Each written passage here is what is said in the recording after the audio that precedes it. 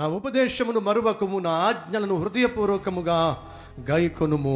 అవి దీర్ఘాయువును సుఖజీవముతో గడుచు సంవత్సరములను శాంతిని కలుగ చేయును. తమిళ్లో చెల్లెళ్ళు, యవన ప్రాయంలో ఉన్నవాళ్ళు, మధ్య వయసులో ఉన్నవాళ్ళు వినండి. వృద్ధాప్యం మీకు బాగుండాలా? వృద్ధాప్యం వచ్చినప్పుడు మీరు ఆరోగ్యంగాను, శాంతిగాను, సమాధానంగాను, ప్రశాంతంగాను జీవించాలని ఆశపడుతున్నారా? 50 సంవత్సరాల తర్వాత మీరు ప్రశాంతంగాను, సమాధానంగాను, సంతోషంగాను, శాంతిగాను జీవించాలని ఆశపడుతున్నారా? అయితే ఇప్పుడు కుదురుగా ఉండండి.